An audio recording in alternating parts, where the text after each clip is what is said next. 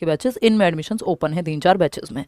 मैं आपको एक सिंपल तरीका बता देती हूँ ए और आर के क्वेश्चंस सॉल्व करने का। असर्शन रीजन कहते हैं ना इसमें, तो इसमें 3 स्टेप प्रोसेस होती है। ए को चेक करो कि ये कथन असर्शन ठीक है कि नहीं है, फिर आप आर को चेक करते हो कि ये ठीक है कि नहीं है। यदि दोनों ठीक हैं तो आपकी 3rd स्टेप प्रोसेस होती है कि ये एक दूसरे के लिए ठीक है कि नहीं है, यानी आप लगा के देखते हो बिकॉज या फिर वाई, यानी ये जो बात ए में कही गई है वो क्यों सही है आर के कॉन्टेक्स्ट में, यानी ये जो राज और सिमरन है एक दूसरे के लिए सही है कि नहीं है। यानी हो सकता है ये स्टेटमेंट अपने आप में ठीक हो, आर जो इसका रीजन दिया है वो अपने आप में ठीक हो, लेकिन क्या इसके बिकॉज का जवाब ये ए दे पा रहा है, तब जाकर के A and R are both true और R is the correct explanation.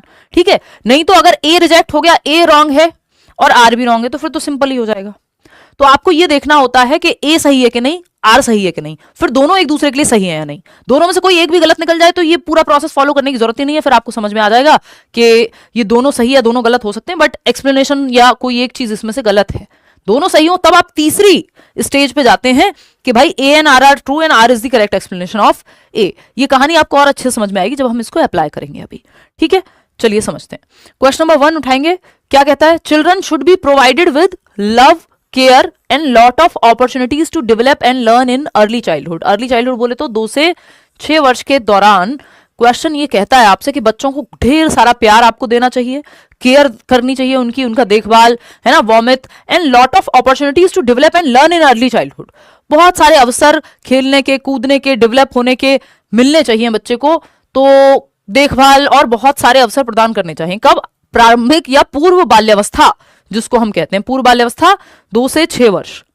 तो यहाँ बच्चा खेले कूदे, उसको प्यार दिया जाए, है ना, उसकी केयर की जाए, उसको प्रेम मिले और बहुत सारी अपॉर्चुनिटीज मिले जिसमें बच्चा खेल कूद करके अपनी समझ विकसित करे, प्ले वे में जाए। ये वही एज है, ठीक है ना। इसी को हम अंजलि क्या कहते हैं? प्री ऑपरेशनल स्टेज भी कहते हैं प्याजी की भाषा में। ठीक है, ये वही एज है जिसमें बॉर्नवीटा का एड आपको ये बताता है कि बच्चे के दिमाग का विकास 90% दिमाग का विकास 5 वर्ष की उम्र तक हो जाता है। यानी ये बहुत ही क्रूशियल एज है, महत्वपूर्ण अवस्था है।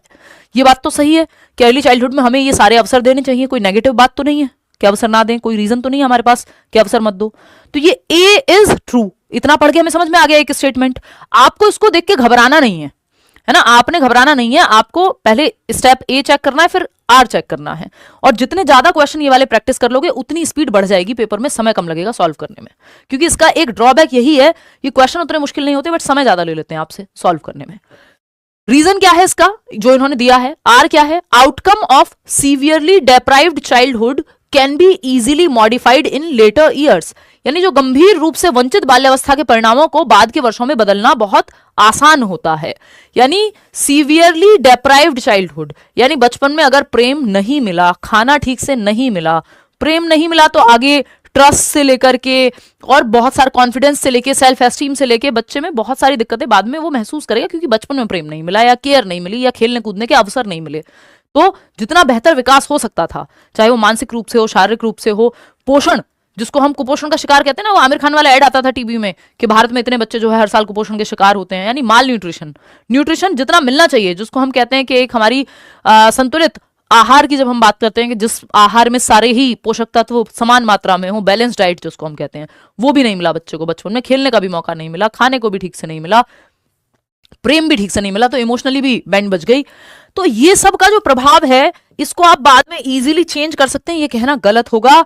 जो शुरुआती बचपन, ये पूरी डिबेट है कि अर्ली वर्सेस लेटर डेवलपमेंट की, कि जो आपके पूरे जीवन के शुरुआती साल हैं, अगर वहां पे कमी रह गई तो आप उसको ठीक नहीं कर पाओगे लाइफ लॉन्ग भी। वो जो वंचित रह जाना है, क्योंकि अर्ली लाइफ एक्सपीरियंसेस का प्रभाव ज्यादा होता है बाद वाले से। बचपन नहीं भूलते हो आप, आपके पास आज कितने भी पैसे आ जाएं, अगर गरीबी में बहुत ज्यादा सीवियर गरीबी आपने देखी है बचपन में, तो वो कहीं ना कहीं एक डर रहता है। या फिर सेक्सुअल अब्यूज बच्चे के साथ बचपन में अगर हुआ है, तो वो कितना भी पावरफुल क्यों ना हो जाए कल को, फिर भी वो सेफ महसूस ना करना कहीं ना कहीं साथ चलता है। तो बहुत मुश्किल है, बहुत सारे साइकोलॉजिस्ट, बहुत सारी काउंसलिंग के बावजूद भी पूरी तरह से इंपैक्ट को नल एंड वॉइड नहीं कर सकते हम, जो शुरुआती बचपन में हुआ है इंपैक्ट। इवन फ्रॉइड तो कहते हैं 7 साल तक आपकी पर्सनैलिटी फॉर्म हो गई, उसके बाद तो बस गेम है। तो ये कहना यहाँ पे गलत है, ये स्टेटमेंट ही अपने आप में गलत है कि गंभीर रूप से वंचित बाल्यावस्था के परिणामों को बाद के वर्षों में आप ऐसे बदल देंगे। शुरुआत का जीवन जो है नींव है आपके लिए, नींव ही खराब हो जाएगी तो दिक्कत होगी। ज्यादातर मनोवैज्ञानिक इस बात से सहमत हैं। तो ये ए तो सही था कि भाई केयर दो, क्यों दो केयर, क्योंकि ये सब चीजें अच्छे से बच्चे को विकसित करने में मदद करेंगी। लेकिन ये डेप्राइव चाइल्डहुड को आप रिवर्स कर देंगे तो आपको भी पता है कि डेवलपमेंट में रिवर्स नहीं होता। आप क्या कर सकते हो, करेक्शन कर सकते हो, मॉडिफिकेशन कर सकते हो, अमेंडेबिलिटी कर सकते हो, है ना, संशोधन कर सकते हो, लेकिन डेवलपमेंट में रिवर्स गियर नहीं होता, ऑटो की तरह पीछे धक्का मार के ले जाना पड़ता है। तो आप रिवर्स में जाकर के ठीक नहीं कर पाओगे जो अर्ली चाइल्डहुड, जो मेन विकसित होने की उम्र थी बच्चे की, अगर उस समय पे चीजें नहीं मिल पाई तो ए तो रॉन्ग हो गया, ये आर तो रॉन्ग हो गया, सिंपल है। फिर तो इसमें थर्ड स्टेप चेक करने की जरूरत नहीं है कि आर ए के लिए सही है कि नहीं है, ये तो अपने आप में स्टेटमेंट गलत है, आपकी पेडागोजिकल नॉलेज ये बता देगी। तो A is true but R is false, simple है, A is true but R is false. कितने लोग दे पा रहे हैं, 64% लोग सही जवाब इसका दे रहे हैं कि भाई ए तो सही है बट आर गलत है। अब एक दूसरे के लिए सही है नहीं सही है वो तो स्टेप तब चेक करते हैं हम, पहले हमने ये देख लिया हो कि ए और आर एक दूसरे के लिए सही है कि नहीं है। इन दोनों का अपने आप में सही होना बहुत जरूरी है, तभी आप तीसरे स्टेप पे जाते हैं जो मैं आपको यहां बता रही थी कि अगर ये ए और आर ही ठीक नहीं है, यानी ये ए और आर असर्शन यानी कथन और कारण ये अपने आप में अगर ठीक नहीं है तो आपको चेक ही नहीं करना कि ये आर ए के लिए ठीक है कि नहीं है। इन दोनों के ठीक होने के बाद यानी अपने आप में ये राइट है, फिर आप तीसरा स्टेप होता है कि एक दूसरे के लिए राइट है कि नहीं है। ठीक है, आगे बढ़ेंगे क्वेश्चन नंबर 2 पर। क्या कहता है क्वेश्चन नंबर 2? ये कहता है teacher should focus upon and encourage children to develop Meta cognition ability to think on one's own thinking, यानी अध्यापकों को बच्चों में अधिसंज्ञान या परासंज्ञान अपने ही चिंतन के बारे में सोचने की योग्यता के विकसित करने पर बल और बढ़ावा देना चाहिए। यानी मेटा कॉग्निटिव एबिलिटीज को इंप्रूव करने की बात करनी चाहिए टीचर्स को बच्चों में। मेटा कॉग्निशन क्या है, हर बार एक क्वेश्चन आता है, 2018 से लगातार आ रहा है, 25 आ गया है अब, है ना, एक से ज्यादा क्वेश्चन भी आ जाते हैं कई बार।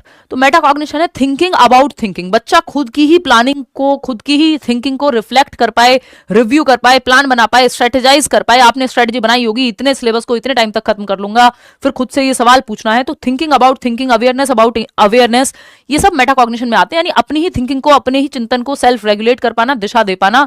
ठीक है ना, तो अध्यापक को बच्चों में अधिसंज्ञान अपने ही यानी कॉग्निशन पे भी सोच पाना, बियॉन्ड कॉग्निशन जा पाना, मेटा कॉग्निशन, मेटा का मतलब होता है बियॉन्ड, जो फेसबुक ने भी मेटा बनाया ना, यानी बियॉन्ड दिस जो एग्जिस्ट करता है। तो थिंकिंग के बियॉन्ड जाना, थिंकिंग पे सोच पाना, तो ये तो अच्छी बात है, बच्चे के दिमागी विकास के लिए अच्छा होता है, पॉजिटिव बात है कि meta cognition is the ability to think on one's own thinking, अपनी चिंतन कि मैं ऐसा क्यों सोच रहा हूं, मैं ओवर थिंक क्यों कर रहा हूं, इस बात पे आप सोच पा रहे हो। दैट मीन्स आप मेटा कॉग्निशन लगा पा रहे हो, है ना, आप रीजंस ढूंढ पा रहे हो, आप अपनी प्लानिंग में रिव्यू, स्ट्रेटेजाइज ये सब कर पा रहे हो, रिफ्लेक्ट कर पा रहे हो। बात तो सही है, मेटा कॉग्निशन डेवलप कराना चाहिए टीचर्स में, पॉजिटिव बात होती है। रीजन क्या है इसका, meta cognitive knowledge is helpful for children to self regulate their thinking, यानी ये जो अधिसंज्ञानात्मक या परासंज्ञानात्मक ज्ञान होता है वो बच्चों को अपने चिंतन को स्वयं नियंत्रित करने में मदद देता है। अगर आपको ये पता चल जाएगा कि आप ओवरथिंक क्यों कर रहे हैं या आपको पेपर कैसे निकालना है, इसकी स्ट्रेटजी कैसे बनानी है, तो आप खुद को ही तो दिशा दे रहे हैं, अपने एक्शंस को ही आप रेगुलेट कर पाएंगे, इतने घंटे पढ़ाई हुई कि नहीं हुई। ठीक है, तो Meta cognition is thinking about thinking, आप अपने ही चिंतन को दिशा दे पा रहे हैं, अपने ही चिंतन पे सोच पा रहे हैं। अब ये भी सही है, ये भी सही है, अब आपको चेक करना है कि क्या ये इसके लिए सही है, बीच में बिकॉज लगा के देख लो। Teacher should focus upon and encourage children to develop Meta cognition ability to think on one's own ability because, ऐसा क्यों करना चाहिए, क्योंकि metacognitive knowledge is helpful for children to self regulate their thinking. बिल्कुल सही बात है कि मेटाकॉग्निटिव नॉलेज जो है वो हेल्प करती है बच्चों को अपने ज्ञान को दिशा देने में, नियंत्रित करने में, क्योंकि, तो सही है, ये इसके साथ बिकॉज लगाने पे सही बैठ रहा है, यानी दोनों सही हैं, both A and R are true and R is the correct explanation of A, दोनों एक दूसरे के लिए भी सही हैं। आगे बढ़ेंगे, सारा खेल पढ़ के समझने का है और आपकी कॉन्सेप्चुअल क्लैरिटी कितनी है टॉपिक्स को लेके उसका है। क्वेश्चन नंबर 3 देखिएगा, ये क्या कहता है, असर्शन यानी कथन है, a teacher should adopt a culturally responsive pedagogy in her class giving primacy to children socio cultural context, यानी एक अध्यापक को अपनी कक्षा में बच्चों के सामाजिक सांस्कृतिक संदर्भों को प्रधानता देनी चाहिए, एक सांस्कृतिक रूप से उत्तरदायी शिक्षा शास्त्र को अपनाना चाहिए, यानी कल्चरली रिस्पॉन्सिव टीचिंग, यानी बच्चा जिस संदर्भ से आ रहा है, उसके यहाँ कोई त्योहार मनाया जाता है ना, कोई स्पेशल ओकेजन है, ओनम हो सकता है, कोई बच्चा केरला से हो, कोई बच्चा पंजाब से हो, तो अलग अलग त्योहार, अलग अलग भाषा, अलग अलग खाना, ये सब चीजें हो सकती हैं। तो टीचर को क्या करना चाहिए, कल्चरली रिस्पॉन्सिव पेडागोजी को अपनाना चाहिए, जहां giving primacy to children socio cultural context, वो जिस संदर्भ से आता है, जिस तरह खाना लाता है, जिस तरह की भाषा लाता है, उस चीज को आप एक्सेप्ट करते हैं, है ना, तो बात तो सही है। रीजन क्या है इसका, schools need to follow structured ये ऐसा ही है जैसे आपका एक दोस्त है जो मुस्लिम है, आपका एक दोस्त है जो पंजाबी है, आप हैं जो क्रिश्चियन है, एक व्यक्ति है जो हिंदू है, चारों एक दूसरे के त्योहार पे घर जाते हैं। अभी वो होम बाउंड एक मूवी आई थी ना, तो वो देख रहे हैं कि वो ईद पे उसके घर खाने जा रहा है और ये दिवाली पे आ रहा है। दो दोस्तों की कहानी है बेसिकली। तो टीचिंग, अगर टीचर क्लासरूम से अगर बच्चे ने ये सीखा हो कि हाँ सभी कल्चर के लोग शांति से रह सकते हैं, तो ये अच्छी बात होगी। रीजन क्या है? schools need to follow a structured uniform curriculum and individual differences should not be considered in the classroom। ये कह रहे हैं यूनिफॉर्म करिकुलम, यानी स्ट्रक्चर्ड यूनिफॉर्म करिकुलम अपनाना है। यूनिफॉर्म कपड़ों में अच्छी लगती है, मेथड्स में अच्छी नहीं लगती। ये बात मैं बहुत बार कहती हूँ कि यूनिफॉर्म मेथड्स नहीं होने चाहिए, स्टैंडर्डाइज्ड मेथड्स नहीं होने चाहिए। ये हम टैग वर्ड्स कल करेंगे, उसमें भी आएगा। यूनिफॉर्मिटी सिर्फ कपड़ों में अच्छी लगती है कि यूनिफॉर्म एक जैसी पहन के आ गए बच्चे, अमीर गरीब का फर्क नहीं है, ज्यादा समय नहीं व्यर्थ हुआ। लेकिन मेथड्स में डिफरेंशिएटेड इंस्ट्रक्शन अच्छी लगती है, इंडिविजुअल डिफरेंसेस होने चाहिए। यूनिफॉर्म मेथड्स ठीक नहीं होते, ये अपने आप में गलत है ना, कि इंडिविजुअल डिफरेंसेस का ध्यान मत दो भाई। इंडिविजुअल डिफरेंसेस का ध्यान नहीं दोगे तो रोबोट्स बन जाएंगे। हर बच्चा अलग है, किसी के घर में कोई भाषा बोली जाती होगी, किसी के घर में कोई खाना खाया जाता होगा, किसी घर में कोई और त्योहार मनाया जाता होगा। तो ये कह रहे हैं इंडिविजुअल डिफरेंसेस का ध्यान मत दो। तो ये तो सही था, ये आर गलत हो गया इसका, ये अपने आप में ही गलत है। तो फिर तीसरा स्टेप चेक करने की जरूरत नहीं है कि इसके लिए गलत है नहीं है। जो अपने आप में ही गलत है वो किसी के लिए सही क्या होगा? भाई सिंपल बात है ना, अगर आर पहले ही गलत हो जाए तो उसको ए के लिए क्या चेक करना? जो आदमी खुद में बर्बाद है वो किसी के लिए भी क्या सही है? पहले तो आपको अपने लिए ठीक होना है ना। तो आर तो गलत ही है यहाँ पे, ए ट्रू है।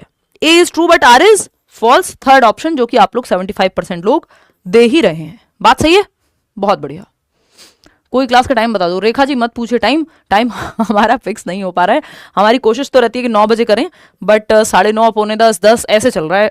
ये अभी सारी चीज़ें एक साथ आ गई हैं पिछले 1.5-2 महीने में, चाहे वो सीटेट हो, चाहे वो बीच में ये हमारे साथ तो वो खत्म हो गया, और DEET+B की ऑफलाइन क्लासेस हो, है ना। और फिर तबीयत भी बिगड़ गई है, अभी भी मुझे फीवरिश फील हो रहा है जब ये सेशन चल रहा है, और मैं छुट्टी पे भी जा रही हूँ कुछ दिनों की, जो कि बहुत नीडेड है ना। ये सारी बातें मिलाकर के आपका टाइम फिक्स हो नहीं पा रहा है। कल और परसों 2 दिन क्लास होनी है, फिर आपकी 9 दिन की छुट्टी है।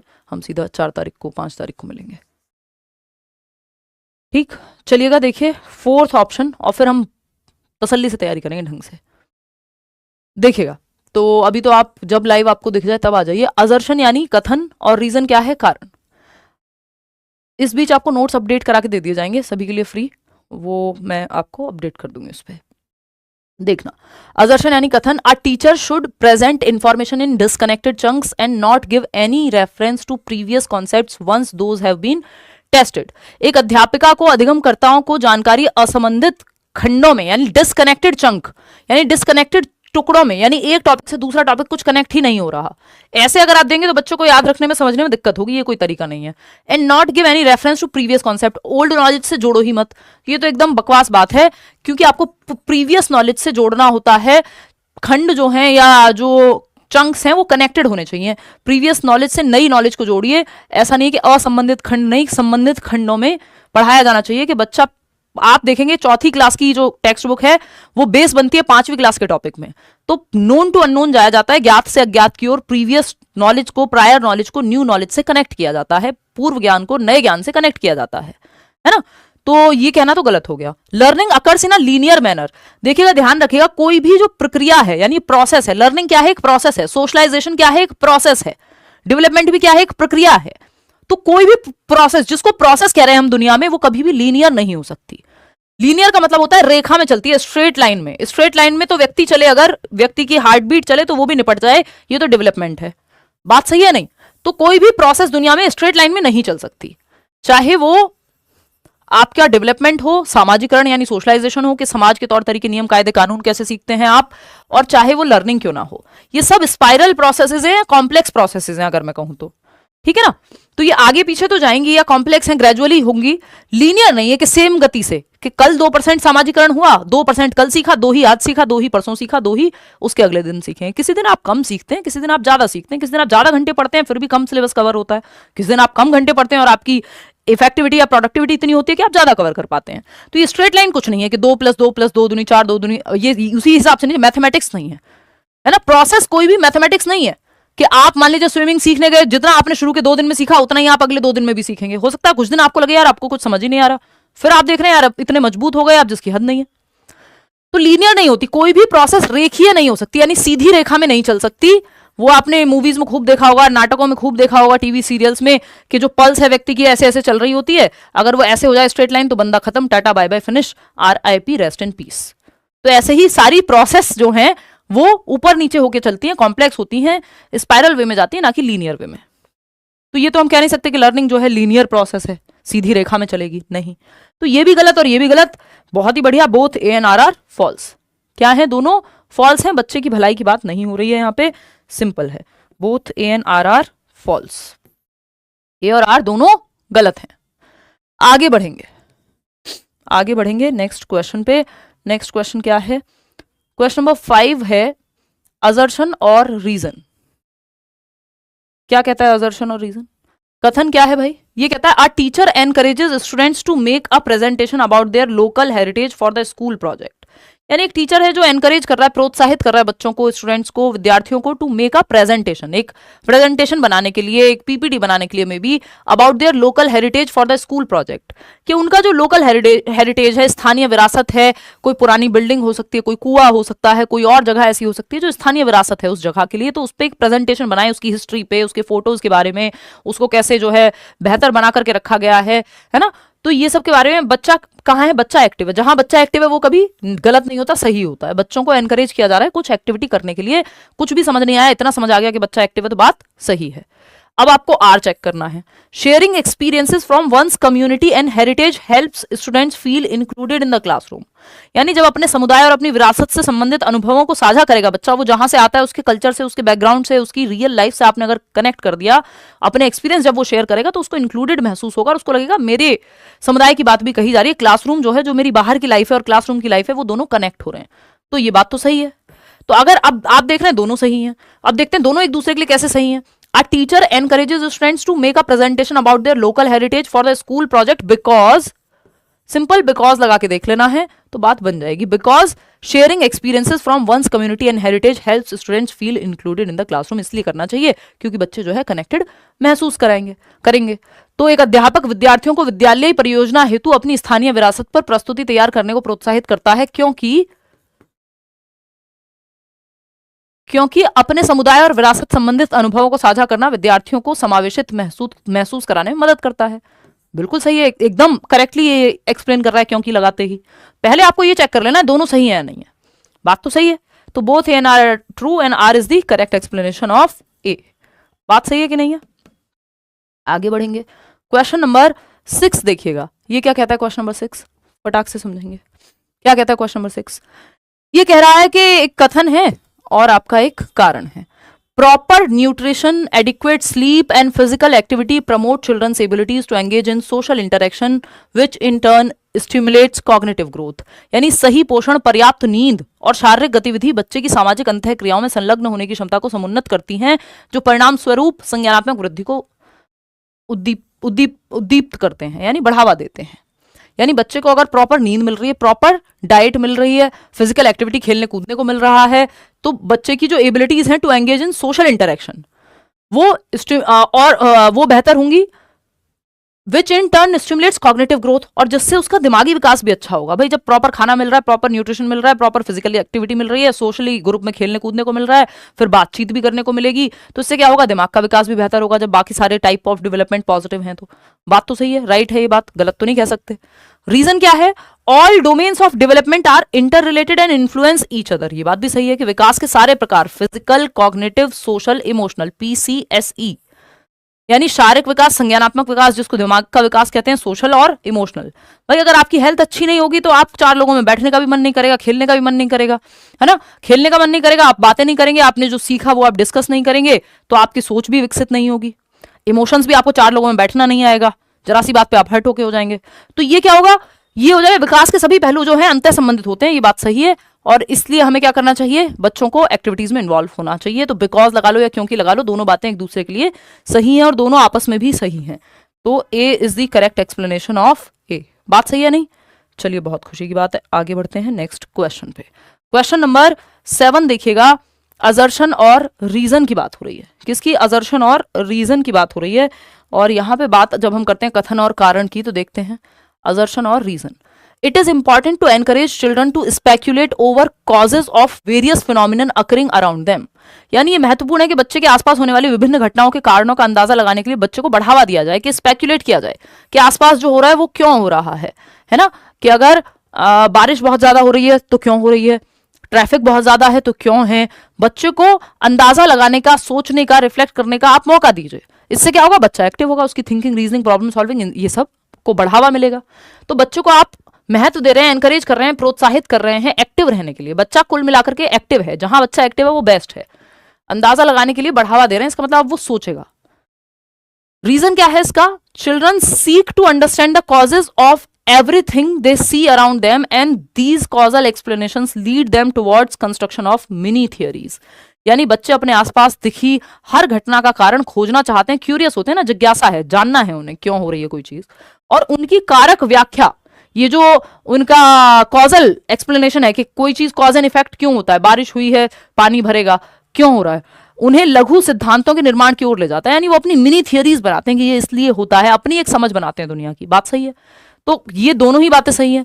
तो ये हम क्यों कह रहे हैं कि स्पेकुलेट करने दीजिए, क्योंकि वो अपनी एक समझ बनाएंगे, बिकॉज वो अपनी एक समझ बनाएंगे, दोनों एक दूसरे के लिए सही हो गए, है ना। एक ये इसका जो रीजन है एकदम सही है कि आप उनको मौका देंगे, एनकरेज करेंगे अपने कॉन्सेप्ट बनाने के लिए, तो एक्टिव होंगे अगर वो, तो अपने कॉन्सेप्ट बनाएंगे। रीजन सही है, A and R true and R is the correct explanation of A. 95% लोग सही जवाब इसका दे रहे हैं। आगे बढ़ जाएंगे हम इसके साथ। क्वेश्चन नंबर 8 देखिएगा। असर्शन और रीजन की जब हम बात कर रहे हैं तो ये क्या कहता है भाई, ये कहता है असर्शन की जब हम बात कर रहे हैं, कथन, teacher should make efforts to connect new concepts to children's prior experience at home. यही बात तो हम कर रहे थे कि अध्यापिका को या अध्यापक को नए संप्रत्यों को, नए कॉन्सेप्ट को, नए टॉपिक्स को बच्चों के पूर्व अनुभवों से, यानी ओल्ड नॉलेज से बच्चे के जोड़ने का प्रयत्न करना चाहिए। यानी नोन टू अननोन, नया टॉपिक क्या है, अननोन है, बच्चे के लिए अज्ञात है। जो पहले जानता है वो ज्ञात है, नोन है, तो नोन टू अननोन लेके जाएंगे आप उसको। जो प्रीवियस नॉलेज है बच्चे की, उससे न्यू नॉलेज को कनेक्ट करेंगे। ये बात कोई गलत है, सही है। जो बच्चे ने घर पे सीखा है और जो आप उसको सिखा रहे हैं, यानी जो वो जानता है और जो वो नया जानेगा, उन दोनों को कनेक्ट कर दीजिए, अच्छी बात है।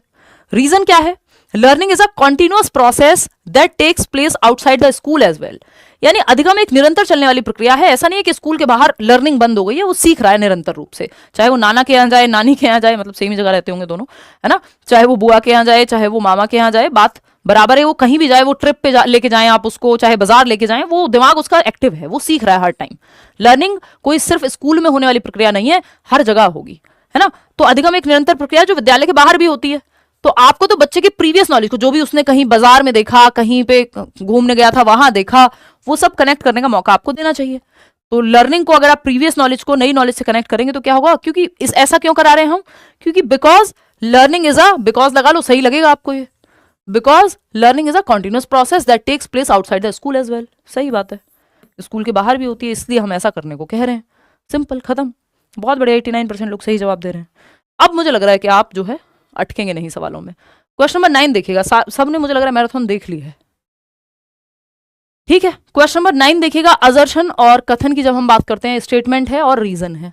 स्टेटमेंट पढ़ेंगे, it is important for a teacher to focus on development of children's metacognitive abilities. अभी हम बात कर रहे थे परासंज्ञानात्मक क्षमताएं, यानी थिंकिंग अबाउट थिंकिंग, है ना, जिसमें बच्चा जो है रिफ्लेक्ट करे, रिव्यू करे, एक प्लान बनाए, स्ट्रेटजी बनाए कि भाई ये वाले सब्जेक्ट पहले पढ़ने हैं, ये करना है, वो करना है। थिंकिंग अबाउट थिंकिंग, खुद की थिंकिंग को रेगुलेट भी कर पाएगा। एक अध्यापक के लिए महत्वपूर्ण है कि वो बच्चों की परासंज्ञानात्मक क्षमताओं के विकास पर बल दे। ट्रू है, कोई दिक्कत नहीं है। कॉग्निशन हो चाहे मेटा कॉग्निशन हो, दोनों ही पॉजिटिव बातें हैं। रीजन क्या है इसका, oh God sorry, When children become aware of their own beliefs and thinking, जब आपको अपने beliefs कि आप किन चीजों में विश्वास रखते हैं, आपका एटीट्यूड कैसा है, आपके बायसेस क्या हैं, इन सब चीजों के प्रति जब आप, या अपनी थिंकिंग कैसी है, अवेयर होंगे, तो they become more capable of regulating their own learning. तो आप क्या है, अपनी ही लर्निंग को बेहतर तरीके से क्या कर पाएंगे, रेगुलेट कर पाएंगे, दिशा दे पाएंगे। ये बात भी सही है। तो मेटाकॉग्निटिव कैपेबिलिटीज क्यों उनको डेवलप कराने पे फोकस कराना चाहिए, बिकॉज बच्चे जो हैं वो अपनी ही क्षमताओं को लेकर, अपनी ही बिलीफ्स को लेकर के बेहतर अवेयर होंगे और अपनी थिंकिंग को, अपनी लर्निंग को फिर वो रेगुलेट कर पाएंगे कि भाई मैं एक आलसी व्यक्ति हूं मान लो, और मुझसे सुबह नहीं उठा जाता, तो बेटर है कि मैं ये कहूं कि रात को आलस आ रहा है, 12 बज गए हैं और ये वाला सिलेबस कल कंप्लीट हो जाएगा, या कल मैं ये कर लूंगा। और आपको पता है कि आप उठेंगे नहीं अगर सो गए, तो आपका जैसा ट्रैक रिकॉर्ड है, आपकी जो क्षमता है, जैसे मेरी अगर मैं बात करूं तो मैं जगे रह सकती हूं बजाय कि मुझे उठाओ सुबह, है ना। मजबूरी में तो फिर आप कहाँ ही देखते हो, आधे आधे घंटे में भी उठता है इंसान, बट प्रेफरेंस क्या है कि यार लगातार काम करना बेटर है, बाद में सो तो फिर तसल्ली से सो। ये मेरी अपनी पर्सनल इंडिविजुअल पर्सनैलिटी हो गई। किसी का हो सकता है कि यार उसको 2 घंटे भी मिल जाए सोने को तो वो फ्रेश फील करेगा, बजाय कि वो लगातार काम करे। तो आप खुद की क्षमताओं को जानते हैं, इसका मतलब ये है आपका मेटाकॉग्निशन, आपको पता है आपकी कैपेबिलिटीज क्या हैं, तो आप अपनी ही डायरेक्शन दे सकते हैं, अपने आप को लर्निंग के प्रति डायरेक्ट कर सकते हैं। बात तो सही है। आपको पता है आपका वीक एरिया कौन सा है, आपको पता है आपका स्ट्रॉन्ग एरिया कौन सा है और वीक कौन सा है, आप स्वॉट एनालिसिस कर सकते हैं। तो आप उस हिसाब से अपना प्लान बनाते हैं कि यार मैथ्स में इस बार टाइम ज्यादा दूंगा क्योंकि पिछली बार दिक्कत हो गई थी, मेरा मैथ्स वीक है। इसका मतलब आप अपनी ही क्षमताओं को, अपने आप को देख पा रहे हैं और उस हिसाब से फिर आप गाइड कर पाएंगे। तो बात तो सही है। तो because when children become aware of their own beliefs and thinking, वो कैसे सोचते हैं, तो वो बेहतर कैपेबल बनते हैं अपनी लर्निंग को रेगुलेट करने के। तो ए भी सही है और ए और आर दोनों एक दूसरे के लिए भी सही है। जो आर है वो करेक्ट एक्सप्लेनेशन है ए की। 96% लोग सही जवाब दे भी रहे हैं। आगे बढ़ेंगे नेक्स्ट क्वेश्चन पे। क्वेश्चन नंबर 10 क्या कह रहा है, फटाक से देख लेते हैं। असर्शन है यानी स्टेटमेंट है, देखिएगा फटाक से, फटाफट पढ़िएगा इसको। कथन कहता है, a teacher should not give space to discuss children's explanation of various phenomenon. देखिए एक बात मैं सालों से लगातार कह रही हूं, आपको देखना बच्चा जहां एक्टिव है वो बात पॉजिटिव है। बच्चा यहाँ एक्टिव नहीं लग रहा हमें कि एक अध्यापक को बच्चों की विभिन्न घटनाओं के बारे में व्याख्या की चर्चा को कोई स्थान नहीं देना चाहिए, यानी बच्चों की चर्चा को स्थान ही मत दो, यानी बच्चों को एक्टिव मत रखो, पैसिव बना दो। तो जो बच्चे को एक्टिव नहीं रख रहा जो ऑप्शन, वो सही नहीं हो सकता। सिंपल बात, जब तक ये ना कहा हो कि कौन सा सही नहीं है, तो ये तो गलत हो गया। रीजन क्या है इसका, children are not capable of developing causal explanation on their own, के बच्चे जो है एक कारक व्याख्या नहीं निकाल पाते, यानी एक चीज से दूसरी चीज के बीच में क्या रिलेशन नहीं निकाल पाएंगे। ये आप कैसे मान ले रहे हैं भाई, कर पाएंगे बच्चे, अपने अनुभव के आधार पर निकाल पाते हैं जितना निकालते हैं। तो ये नॉट कैपेबल कहना तो अपने आप में गलत हो गया। तो दोनों ही गलत हैं, both A and R false, and आगे की बात बचती नहीं है। 88% लोग सही जवाब दे रहे हैं इस बात का। चलिए आगे बढ़ते हैं, क्वेश्चन नंबर 11 देख लेते हैं। देखिए ये क्वेश्चन बस लेंदी है पढ़ने में, ऐसा नहीं है कि कोई बहुत मुश्किल सवाल है ना, वो हो नहीं सकते, क्योंकि अगर आपने सारे टॉपिक्स को ठीक से पढ़ा है तो ऐसा थोड़ी कि कहीं चांद से मून से आएंगे क्वेश्चंस निकल करके। आपका कॉन्सेप्ट कितना क्लियर है ये सवाल आपके चेक कर लेते हैं, और थोड़ा सा पढ़ के आप कितना समझ पाते हैं।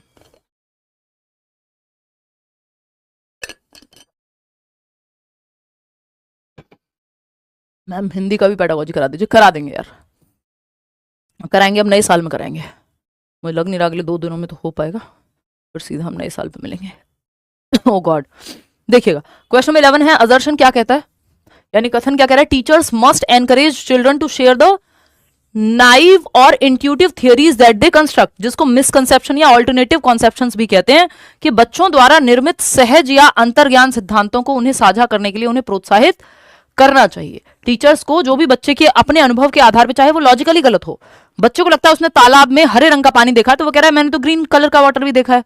आप तो कह रहे हो वाटर तो कलरलेस होता है, पानी का तो कोई रंग नहीं होता, बट मैंने तो टीचर जी, मैंने तो देखा था ग्रीन कलर का वाटर, या मेरे भाई ने कलर मिक्स किया था, ब्लू कलर का वाटर देखा था मैंने तो रूह अफ़ज़ा देखा था पिंक कलर का।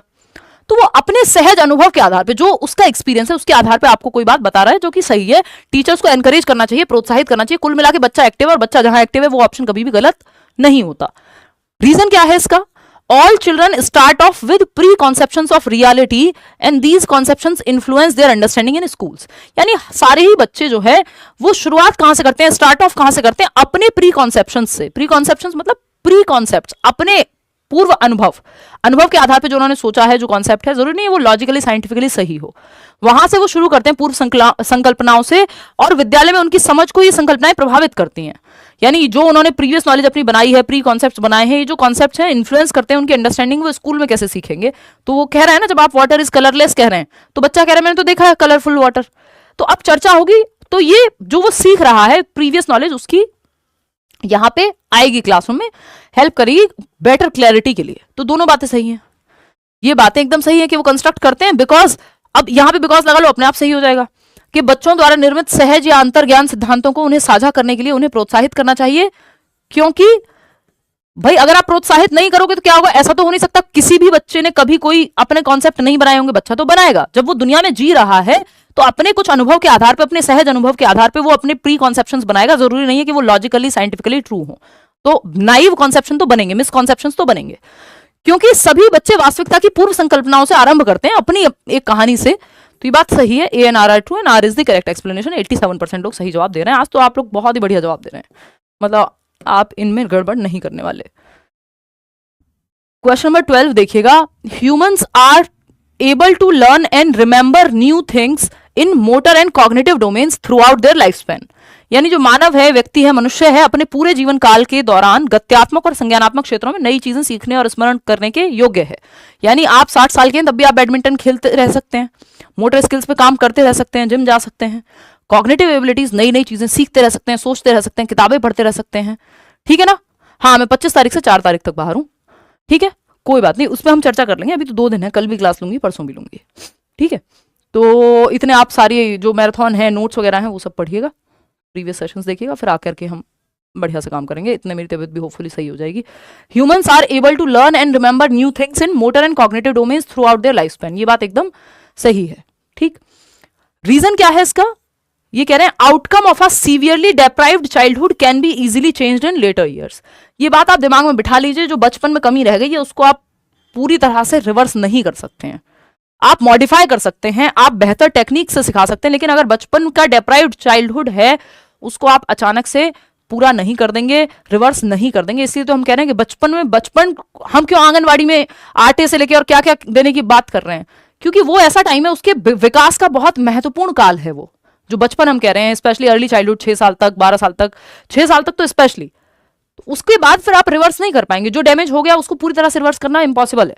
एक गंभीर रूप से पीड़ित बचपन के परिणामों को बाद के वर्षों में आसानी से बदला जा सकता है? जी नहीं। अगर किसी गैस की वजह से या किसी गैस की चपेट में आने की वजह से या फिर खाने की न्यूट्रिशन की कमी की वजह से या बैड न्यूट्रिशन मिलने की वजह से जो डैमेज हो गया कॉग्निटिवली या फिजिकली भी बच्चे को, वो दोबारा से आप उसको ठीक नहीं कर सकते, है ना? तो इसका क्या है, ये अपने आप में गलत बात है। ये कहना सही है कि थ्रू आउट चलता है, लेकिन जो डेप्राइव्ड चाइल्डहुड है उसको आप उसकी पूर्ति नहीं कर पाएंगे, तो ये तो आर गलत हो जाएगा। ए इज ट्रू। तो आप में से कितने लोग, 63% लोग सही जवाब दे रहे हैं, A is true but R is false. तो इसका चेक करना तो बनता ही नहीं है कि रीजन सही है नहीं है, क्योंकि अपने आप में स्टेटमेंट ही गलत है, तो कहानी खत्म हो जाती है, थर्ड स्टेप पे पहुंचने की जरूरत ही नहीं है। क्वेश्चन नंबर 13 देखिएगा, ये क्या कहता है भाई पढ़िएगा फटाफट। असर्शन यानी कथन, using a set of visuals followed by discussions based on learners prior experiences helps learners to build conceptual understanding.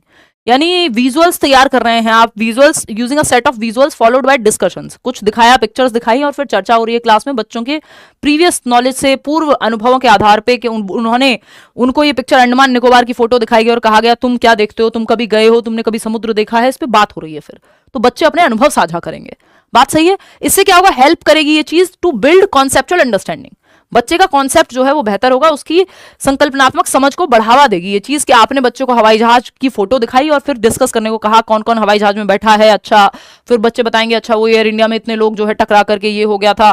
फिर वो सब अपने अपने अनुभव शेयर करेंगे, जो उन्होंने सुना होगा आसपास, जो न्यूज में देखा होगा, जो माँ बाप को चर्चा करते हुए देखा होगा। और इससे क्या होगा, चर्चा होगी तो उनकी अपनी एक कॉन्सेप्ट बिल्ड होगा, गलत चीजों पे ठीक से चर्चा होगी, क्लासरूम में करेक्ट कराया जाएगा टीचर के द्वारा, या बाकी बच्चे कुछ और कहेंगे। तो ये हेल्दी बात है कि बच्चा एक्टिव है कुल मिलाकर। रीजन क्या है इसका, learners actively construct their own knowledge by connecting new ideas to existing ideas on the basis of materials or activities presented to them। यानी बच्चे को जो भी हम दिखा रहे हैं उसके आधार पे वो अपने पूर्व ज्ञान को कनेक्ट करेगा, उस फोटो से जो भी वो जानता है उसको कनेक्ट करेगा और जरूरत पड़ने पे अपने कॉन्सेप्ट्स को भी ठीक करेगा। बात तो सही है। तो बढ़ावा क्यों देना चाहिए, क्योंकि बच्चा बिकॉज लगा के देख लो सही है, क्योंकि बच्चा अपने नए विचारों को कनेक्ट कर पाएगा जो भी मटेरियल उसके सामने प्रेजेंट हुआ है। तो बात तो सही है, दोनों एक दूसरे के लिए भी सही है, इसमें कोई भी दो राय नहीं है। ठीक है जी, आगे बढ़ जाएं, नेक्स्ट क्वेश्चन पे चले जाएं। नेक्स्ट क्वेश्चन क्या कहता है भाई, क्वेश्चन नंबर 14 देखिएगा। क्वेश्चन नंबर 14 एक बात कह रहा है कि having a diverse classroom with students from varied social, economic and cultural backgrounds. यानी एक कक्षा है जिसमें अलग अलग सामाजिक परिप्रेक्ष्य के बच्चे आते हैं, आर्थिक स्थिति सबकी अलग अलग हो सकती है, कुछ अमीर परिवार से हैं, कुछ गरीब से हैं, कुछ मिडिल क्लास से हैं, हर तरह का बच्चा है। एंड कल्चरल बैकग्राउंड, कल्चरली भी डिफरेंट है, भाषा अलग बोलते हैं, घर में खाना अलग बनता है ना, त्योहार अलग मनाए जाते हैं। एक बच्चा केरला से है, एक बच्चा पंजाब से है, एक बच्चा आपका गोवा से है, दूसरा बच्चा आपका मध्य प्रदेश से है। तो इस तरह से मल्टीपल जगहों से भी हैं। तो अब बच्चे जो हैं क्या होगा इससे, and cultural background enriches the learning experiences of all students. बहुत सारे बच्चे, डाइवर्सिटी, यूनिटी इन डाइवर्सिटी जब हम बात करते हैं तो एक दूसरे से बहुत कुछ सीख पाएंगे, ये बात सही है। ओनली स्टूडेंट्स विद विजुअल और hearing impairment and learning disability benefit from inclusion.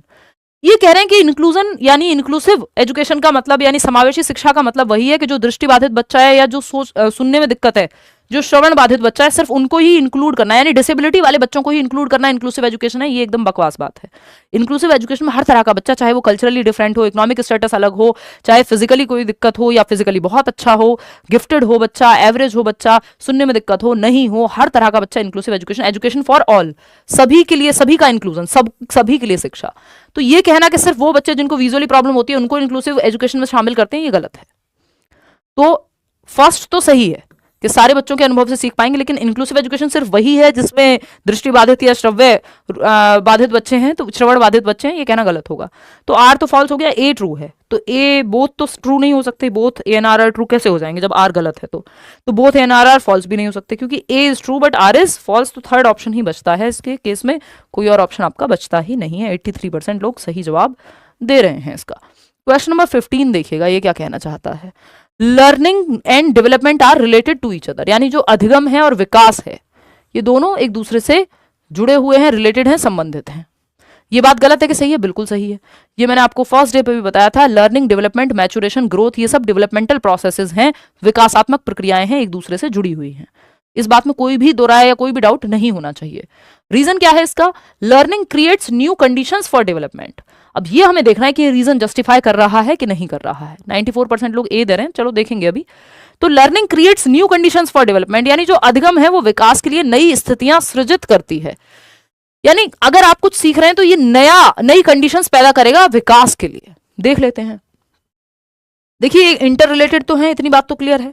Learning में हम मानते हैं कि आपने पढ़ना सीखा है ना, आपने रीड करना सीखा, रीडिंग सीखी।